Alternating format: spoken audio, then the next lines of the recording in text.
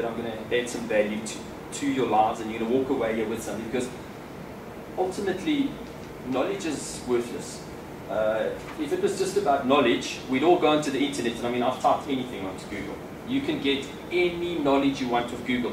So if it was just about knowledge, all we'd have to do is we'd have to go and type something in on Google. Out would come the knowledge, and we'd all be able to get thin thighs in 30 days. We'd make 200,000 Rand a month spending 10 minutes on the internet. Life would be simple. But guys, it's not that easy, is it?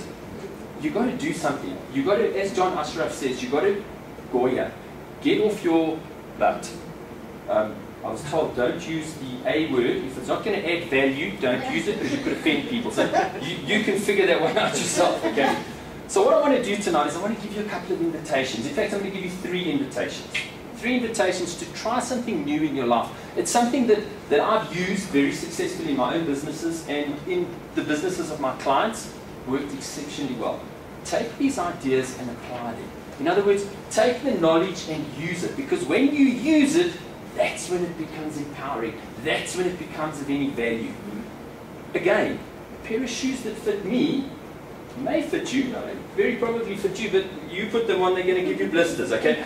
Same thing's true with the invitations I'm going to offer you tonight. Not all of them are going to work, but I think they will. Try them for size. Put them on, see how you go. What have you got to lose? You know what? As Jim Rohn says, what if it is only an apple a day? What if that's all I need to keep the doctor away? And you're not eating that apple? You know what I'm saying? It's crazy. Eat the apple. It's that simple. So I'm going to give you these 3 invitations, and I'm going to quickly tell you what they are. And I keep doing that. 3 invitations. I mean 3 invitations. These 3 invitations are simply this. My code of personal achievement. It's one little thing I think it's the only original thing I've invented in my life.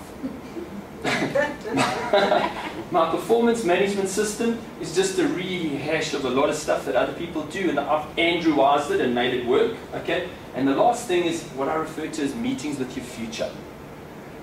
Now, generally what people do with meetings with their future is they have a penciled in date with themselves, and it's called a meeting with myself, and no matter what comes up, it takes preference over that, eh? Doesn't it?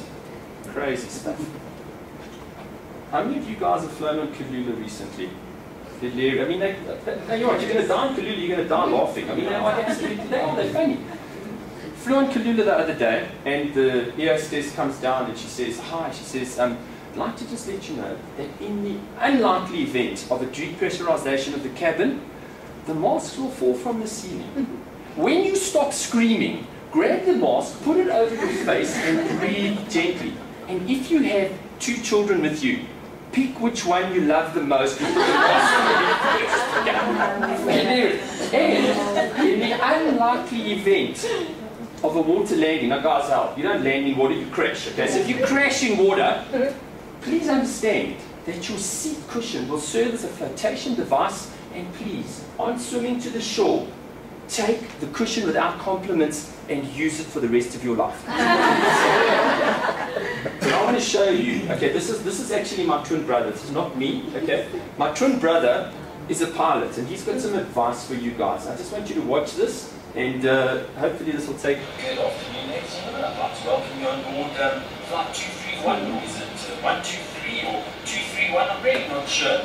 But it doesn't really matter, because we're going to just take off and fly a little east and fly a little south for a while, and maybe a little west, and we'll just sort of get up into the jet stream and take us wherever it wants to. Oh, and by the way, I have absolutely no idea how much fuel we got on board, but of course that doesn't matter because we don't know where we're going. How many of you guys are going to stay on board that plane? Okay, no one. But how many people in this room have got a captain like that flying their lives? How many of you people have got written down goals? Wow, that's a big percentage. If you don't have written down goals, guess who's flying your life? Guess who's in charge of your life?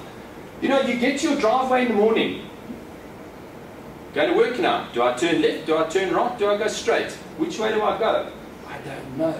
But if I've got a plan, I know I come to my driveway, turn right, go down, get on the highway, drive for half a kilometre down the driveway, down the highway, take the off ramp. I'm going to get to where I'm going. You have to have a plan. You can't have Captain Jones flying your life. You need to know where you're going. How do you do that? How do you figure out where you want to go, what you want to do? Those are your dreams. Those are your fantasies. And so how do we turn dreams and fantasies into goals? We just put a time-defined, definitive time that we need to finish it. What does that mean? Well, let's say I'm a porker and I want to lose 12 kilograms, okay? And it's the 1st of January and I say, well, guess what? It's not unreasonable for me to lose a kilogram a month. So how about I set myself a goal, on the 31st of December this year, I'm going to be 12 kilograms lighter. What does that mean? Well, it means if I break it back, every single month I've got to lose a kilo. 250 grams a week. So I get to the end of the first week, and guess what? Feedback comes to us whether we want it or not. So we get on the scale. Guys, if the number's high, the butt is big. So, ladies, don't ask your husband that question. Don't stand there and go, do these jeans make me look fat, honey? Get on the scale. The number tells it all, okay? The number's high, the butt is big. But I digress. Have a time definition. Why do we time define goals? Do you know that I have never achieved a single goal in my life? Never ever. Jack Canfield has never achieved a single goal in his life. In fact, he's failed every single time he set a goal. When he wrote Chicken Soup for the Soul, he wrote the book and his goal was in the first year he wanted to sell 2 million copies of Chicken Soup for the Soul. And they sold 1.7 million copies. He failed, did he? He failed exceptionally successfully. So what you need to do is you need to give it a time definition, because what does that effectively give me? Is it gives me a way to measure my goal on a regular basis. 12 kilograms in a year, 1 kilogram a month, 250 grams a week. At the end of the week, if I haven't lost 250 grams, I look at my actions. Am I going to gym enough times? Am I making healthy food choices? Am I drinking water as often as I need to be drinking water? If not, well, check it out, sort it out. Next week I can assess where I'm at and I can see where I'm going. What happens with most of us is we start off and we have this fantastic New Year's resolution, and I'm going to lose weight. And I get out there and I start working like a demon in the gym, and by the 3rd of January it's gone. And I get to the end of the year and I go, you know what, I'm so disappointed. This goal setting thing just doesn't work. It's rubbish. I went to gym twice in January, 3 times in February, and okay, I didn't go in March, but there was a lot of public holidays in March, okay? April, I went 3 times, okay? And it doesn't work. Well, no wonder it doesn't work. You're not doing enough. You're not doing it right. You're not measuring what you need to do. So that's the secret to goal setting, is have a vision, have a destination. If you don't know where you're going, you're going to arrive somewhere 10 years from now. My question to you is, where? About 16 years ago, there were 2 young men and they were driving on the highway. And you know there's 3 lanes on the highway, but there's the fast one. And you know what, when you in your 20s, you've got to be in the fast lane, and no matter what it's going to cost you, even if it's your life, you are going to be sure that you're going to be in front and you're going to be in that lane. You know, these youngsters were driving down the highway, determined that they were going to be in the fast lane, to the point that they actually started bumping into each other, that the cars eventually fell over, spun across the road and slid down the highway, grinding the roof away. And I came to my senses, and that young man was me. And I was sliding across the highway, grinding away the top of my head, 16 by 20 centimeters. I wasn't always this, okay. It was the top. Broke my neck, went to hospital, lying in ICU, unable to move. But I got the fast lane, guys. You know what I'm saying? I was in the fast lane. It was fantastic. But what lesson did I learn? Lying there, I thought, you know what, you've got to set yourself a target. You've got to set yourself a goal that extends you beyond where you are.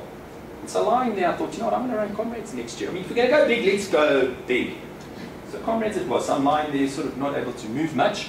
Doc walks in and he looks down at me. You know, and they've got this little ride wear on their face, and they're going, you know, get used to where you're at, bud, because you're staying there.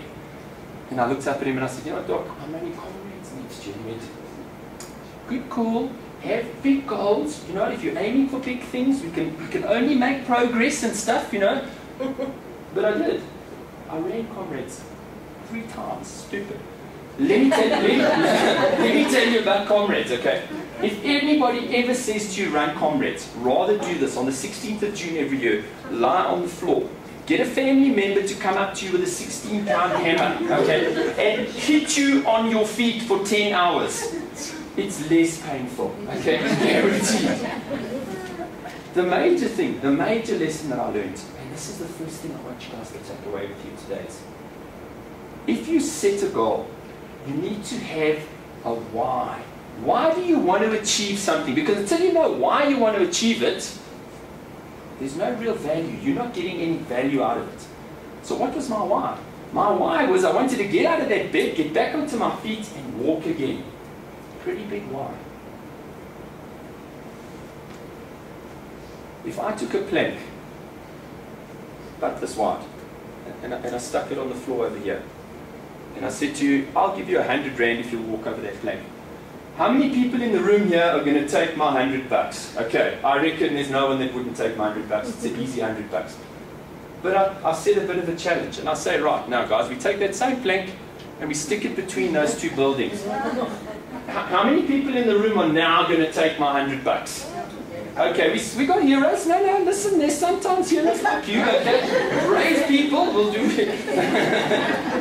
But the reality is it's changed now. The whole concept has changed. But how about this? The plank's across there, but your child's on top of that building, and that building's on fire. And the flames are licking at your kids' feet. How many people are now going to walk across that plank to save their kids? Absolutely, no question about it. Same danger, same plank. What's changed? What's changed is your reason why. I had a massive reason why I wanted to do what I needed to do. Take those small, little actions that I was going to take on a daily basis. Massive reason. My massive reason was I wanted to walk. Before I wanted to run comrades, I wanted to walk. That person, their child is on fire. They have a massive reason why they want to succeed. When you go to America, and these immigrants arrive in America from Eastern Bloc countries, they become extremely successful. Why? Because they have massive why power. They're not needing to apply willpower. If they don't succeed, they go back to a communist bloc kind of country where they don't have a great lifestyle. But in America, they have the opportunity to grow and develop and become more. So they have a massive why they want to succeed. So that's what I'm asking you to do tonight, is look deep within yourself. Ask yourself the question before you set a goal. Why do I want to achieve that goal? Why is it important to me? What does success really mean to me?